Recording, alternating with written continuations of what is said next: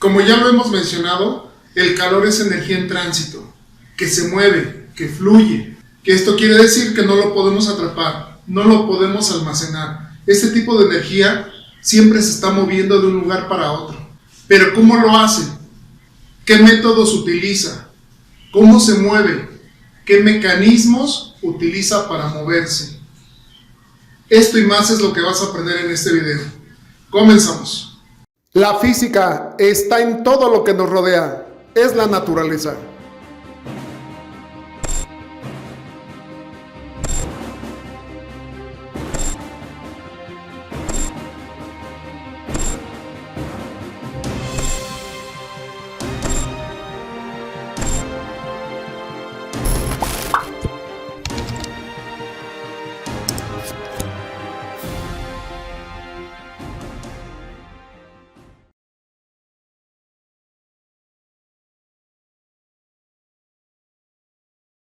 Como recordarás en un curso anterior, el calor de un cuerpo también lo podemos representar por su energía interna. Esta energía está determinada por la vibración interna de sus moléculas, es decir, por su energía cinética. En los objetos sólidos, la forma de transmisión del calor se hace por medio de la conducción. Esta se debe a la agitación que el calor produce entre las moléculas del objeto y que se transfiere en forma sucesiva de una a otra molécula. Por ejemplo, si metemos una cuchara de metal que está a temperatura ambiente en una taza de té o café caliente, observarás que después de un tiempo la cucharita ya estará también caliente y hasta nos podríamos quemar. ¿Cómo fue que se calentó? Bueno, la parte de la cuchara que está sumergida y en contacto directo con el té o el café, que está muy caliente, va calentando gradualmente toda la cuchara debido a la conducción del calor. O si agarramos con la mano una varilla de metal y la metemos por un momento en una fuente de calor, la flama de la estufa o una parrilla o en una fogata, sentiremos que la temperatura de la varilla es la misma. Sin embargo, al pasar un tiempo, sentimos que la varilla se va calentando cada vez más y más hasta que nos llega a quemar. ¿Por qué sucede esto? Como la varilla está expuesta directamente a la fuente de calor, recibe una mayor cantidad de energía térmica que se transmite a lo largo de toda la varilla hasta que la sentimos con nuestra mano y nos puede llegar a quemar.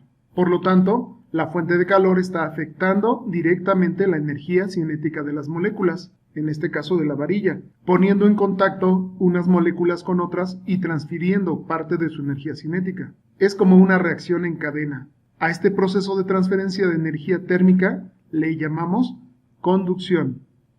Es bueno saber que los metales son buenos conductores del calor, porque tienen un número mayor de electrones libres, y como ya sabes, un electrón libre facilita la transferencia de calor al moverse entre las moléculas, transmitiendo su energía a los electrones de otros átomos. Por lo que podemos concluir que la velocidad con la que se transfiere el calor de un punto a otro en un cuerpo va a depender de la composición química de este cuerpo.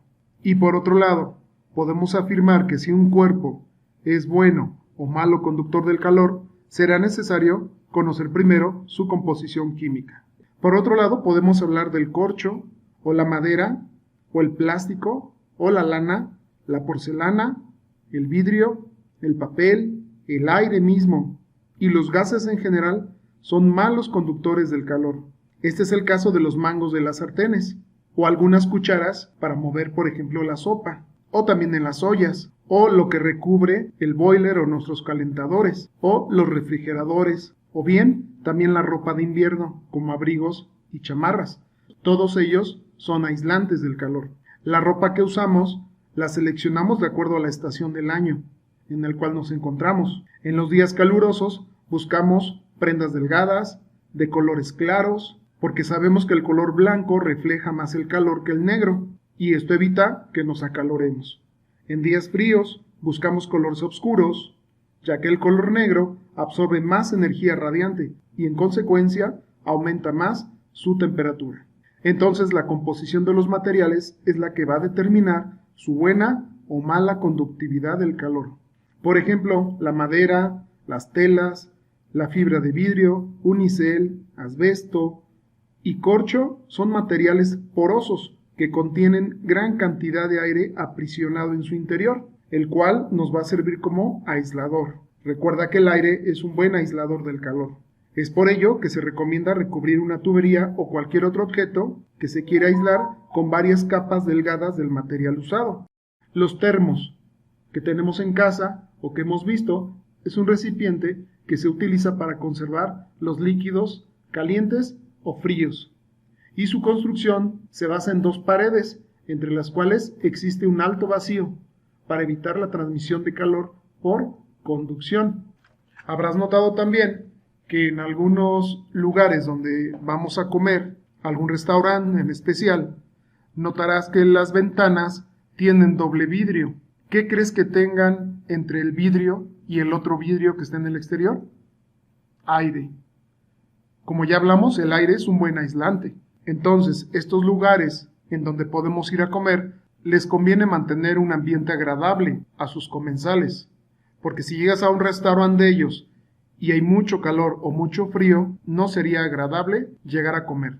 Entonces, si notas en las ventanas o la próxima vez que vayas, pon atención en las ventanas y tienen dobles vidrios. Entonces ya sabes, entre vidrio y vidrio tenemos aire. Eso permite que el ambiente agradable que tenemos adentro no escape con facilidad al exterior.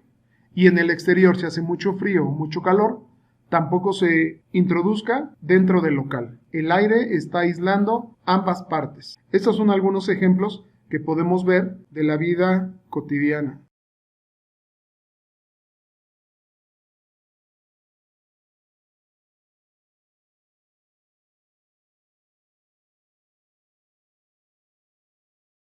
Otro mecanismo de transferencia del calor es a través de la convección. Este mecanismo sucede en los fluidos, que son los líquidos y los gases. ¿Cómo sucede esto? Bueno, sabemos que el agua es un malo conductor del calor. Pero entonces, ¿cómo es posible calentarla? Cuando calentamos agua, lo hacemos por la parte de abajo. Así se hace comúnmente. Se pone en una cacerola o en un recipiente y empezamos a calentarla por la parte de abajo. Aquí entra en acción este mecanismo del que te estoy hablando, que es muy característico entre los líquidos y los gases, y se llama convección. Pero ¿qué pasaría si la calentamos en la parte de arriba? Pues empezaría a hervir en la parte de arriba, mientras que lo de abajo quedaría frío. Cuando calentamos el agua en una cacerola, la capa de agua que está en contacto con el fondo caliente de la cacerola aumenta de temperatura y sube hasta la superficie. Su lugar lo va a tomar otra capa de agua que está a menor temperatura. Cuando esta capa se vuelve a calentar, vuelve a subir hasta la superficie, dejando en su lugar a la siguiente, y así sucesivamente hasta que toda la masa de agua se calienta. En este proceso se forman las llamadas corrientes de convección, responsables del calentamiento del agua. ¿Pero por qué la capa caliente sube hasta la superficie? Cuando el agua aumenta de temperatura, su volumen se vuelve un poco mayor. Como la masa del agua es la misma, el aumento del volumen resulta en una densidad menor. La capa de agua que aumentó de temperatura es menos densa que las demás y debido a la fuerza de empuje sube hasta la superficie. Las corrientes de convección del agua no solo ocurren en las cacerolas, también en los mares y en los océanos de todo el mundo, influyendo así favorablemente en el clima de todos los países. Sin esta corriente, el clima sería más frío. Las corrientes de convección también ocurren en el aire. Las masas de aire caliente que están sobre la superficie se calientan más rápido, porque la arena, el cemento o la tierra está caliente. El aire se vuelve menos denso y sube hacia la atmósfera. ¿Quién va a tomar su lugar? Pues las masas de aire más frío. Y así se genera una circulación de aire. Masas de aire caliente suben, masas de aire frío bajan. Como ya dijimos, el agua es mala conductora del calor. También podemos hablar de los líquidos en general y en especial los gases. Las corrientes de convección son la base de los sistemas de calefacción por agua y aire usados en algunos hogares y oficinas. En la atmósfera Las corrientes de convección son muy notables y son la causa de la existencia del viento. Para concluir, te puedo decir que la función de las corrientes de convección es transportar el calor de un lugar a otro.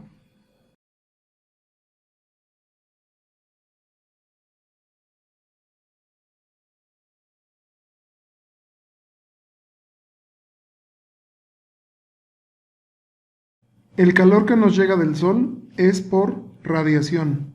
Las ondas caloríficas que genera atraviesan el vacío existente entre la Tierra y el Sol. A estas ondas caloríficas se les llaman rayos infrarrojos. Todos los objetos calientes emiten radiaciones caloríficas, es decir, ondas electromagnéticas de energía proporcional a su temperatura. Cuando la radiación de un objeto caliente llega a un objeto, una parte se absorbe y otra se refleja. Los colores oscuros son los que absorben más radiaciones y los claros como el blanco o los color pastel los reflejan. Es por ello que en los climas cálidos se usan con frecuencia ropas de colores claros para reflejar gran parte de estas ondas infrarrojas y luminosas que provienen del sol. Habrás notado que cuando te acercas a una persona que ha estado haciendo ejercicio, recibes calor por radiación, ya que tienes una menor temperatura. Es bueno que sepas que un cubo de hielo que estuviera a 0 grados centígrados también emite radiaciones de calor, siempre y cuando se encuentre con otro objeto que esté a menor temperatura. Por ejemplo, un hielo a menos 20 grados centígrados. Entonces el hielo que está a 0 grados centígrados le va a dar su calor a este hielo que está a menos 20 grados centígrados. Los rayos X, la radiación gamma, la radiación infrarroja y ondas de radio son generados por reacciones químicas, por desintegración de algunos elementos radiactivos, o bien generadas eléctricamente, como el caso de las ondas de radio. Estas son ejemplos de radiaciones electromagnéticas, y dentro de este conjunto de radiaciones también encontramos la llamada radiación térmica, que es la transferencia de calor a distancia, sin necesidad de emplear un medio en específico. Como ya mencionamos, la radiación térmica consiste en la emisión de ondas electromagnéticas generadas por un sólido, líquido o gas a causa de su temperatura. La radiación térmica es algo con lo que vivimos todos los días. Todos los cuerpos emiten inevitablemente una radiación térmica de menor o mayor grado, debido a que, como ya habíamos mencionado, todos los cuerpos poseen temperatura. Esta propiedad de los cuerpos fue aprovechada por los ejércitos de diferentes países para desarrollar sensores de temperatura y binoculares que pueden filtrar la radiación infrarroja y de esta manera poder observar los cuerpos con diferentes temperaturas.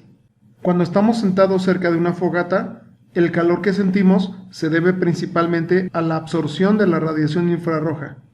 Si te has fijado bien, notarás que tienes la sensación de calor solamente en las partes iluminadas. Las partes que no reciben la radiación no se calientan y a veces pueden estar muy frías. La energía de la radiación térmica depende de la temperatura a la que se encuentre el cuerpo que la emite. Las cámaras infrarrojas, que usan películas sensibles a la radiación infrarroja, permiten obtener termogramas. Un termograma es una fotografía que revela la temperatura de los diferentes puntos del objeto, cuya radiación fue capturada por la cámara infrarroja. Un termograma del cuerpo humano puede revelar pequeñísimas diferencias de temperatura, hasta de 0.01 grados centígrados. Si se conoce la distribución normal de la temperatura corporal mediante un termograma, se pueden detectar los puntos de temperatura sospechosa, que podrían ser la señal de una enfermedad. Por ejemplo, los tumores elevan un poco la temperatura del tejido que los rodea, mientras que una mala circulación hace bajar la temperatura de la parte correspondiente. Estos tres mecanismos de transferencia de calor se pueden dar en la vida real de manera aislada, o se pueden dar estos tres mecanismos en una sola situación o fenómeno. Por ejemplo, cuando calentamos agua en una olla, la flama de la lumbre calienta por radiación a la olla.